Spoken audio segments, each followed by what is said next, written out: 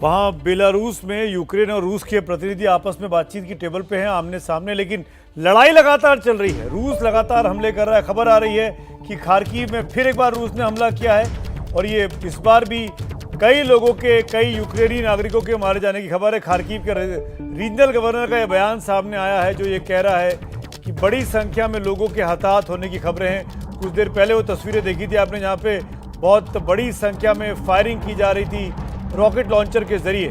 अब खबर आ रही है कि 11 नागरिकों की, यूक्रेन के 11 नागरिकों की खार्किव में मौत हुई है। रीजनल गवर्नर के हवाले से ये खबर आ रही है। लड़ाई के बीच बातचीत चल रही है। मेरे साथ खास मेहमान बने हुए हैं।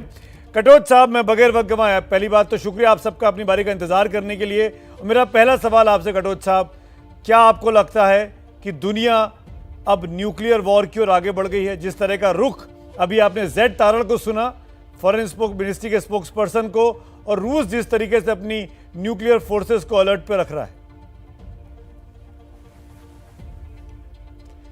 और देखिए, मुझे नहीं लगता है कि इस समय पर दुनिया न्यूक्लियर वॉर की तरफ जा रही है। बेशक रूस ने हाई अलर्ट पर अपनी फोर्सेस को कर दिया है, लेकिन नेटो ने इसका जवाब कोई नहीं किया।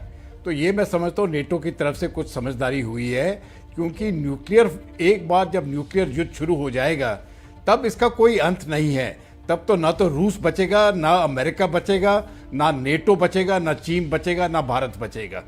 तो इसका इम्पैक्ट जो है ये नहीं है कि 1 या 2 मिसाइल्स भेज दी जाएंगी, तब तो फिर हज़ारों की तादाद में न्यूक्लियर मिसाइल सभी जगह पर ये बिछड़ जाएंगी और दुनिया में मुझे नहीं लगता है कि कोई भी कोना जो है वो सुरक्षित रहेगा। तो ये प्रेसिडेंट पुतिन के हित में नहीं है। लेकिन बात सिर्फ ये है कि ये युद्ध कितना लंबा चलेगा, और मुझे नहीं लगता है इस समय पर प्रेसिडेंट पुतिन किसी भी हालत में पीछे हटने वाले हैं।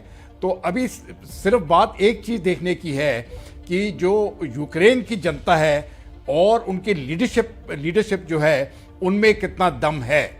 अगर वो अपना हौसला रखते हैं तब ये बड़ी लंबी लड़ाई चल सकती है, और अगर उनका हौसला टूट जाए तब तो हो सकता है 2 या 3 या 4 दिन के अंदर भी ये लड़ाई समाप्त हो सकती है। इस समय पर कहना ये कितना लंबा चलेगी हम कह नहीं सकेंगे, बिल्कुल। लेकिन मैं नहीं समझता हूं कि ये न्यूक्लियर युद्ध की तरफ इस समय पर लेकिन कोई निशानी जो बात आप कह रहे हैं कटोच साहब, मैं इसी बात को आगे बढ़ाते हुए काजू सर के पास जाना चाहूंगा। विवेक जी, नेटो ऑफिशियली सेना नहीं भेज रहा है, अपनी लड़ाई नहीं लड़ रहा है, पर अभी अभी जेड तारण ने कहा कितने मिलियन डॉलर की हमने मदद कर दी है। खबर आई कि जर्मनी से 1000 टैंक रोधी हथियार यूक्रेन को दिए जा रहे हैं। चेक रिपब्लिकन अपनी मशीन गन, अपने असॉल्ट राइफल, पिस्टल से मदद कर रहा है यूक्रेनी सेना की। नीदरलैंड्स 200 एंटी एयरक्राफ्ट गन्स दे रहा है। तो ये तमाम देश जो नेटो से जुड़े हुए हैं, जो अमेरिका के साथ है, यूक्रेन के साथ हैं, वो मदद कर रहे हैं। रूस के खिलाफ खुलकर खड़े हो गए हैं। पुतिन को हम जानते हैं कितने जिद्दी स्वभाव के हैं, जो हमने अब तक देखा। तो इसीलिए मेरा डर है ये अपने न्यूक्लियर आर्सेनल को हाई अलर्ट पे कर देना। और क्या ये उतना बड़ा रिस्क लेंगे व्लादिमीर पुतिन? उतनी बड़े सर पे जुनून छाया होगा उनके? देखिए, 2 चीजें।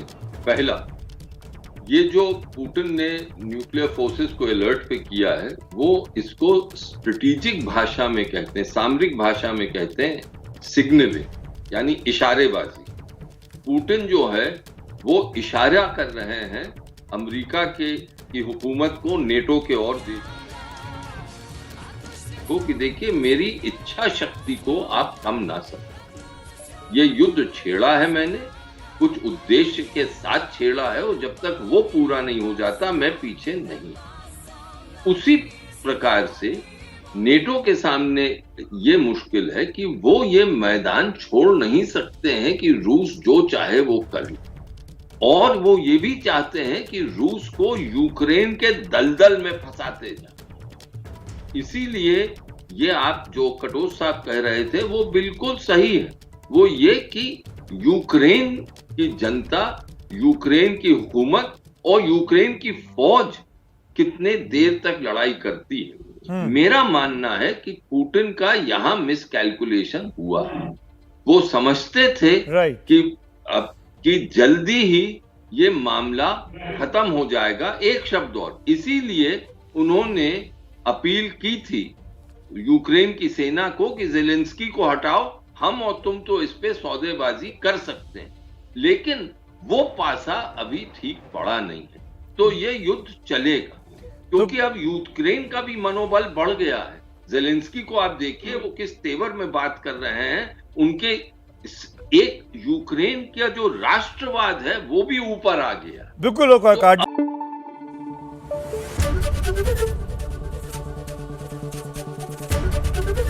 एबीपी न्यूज आपको रखे आगे।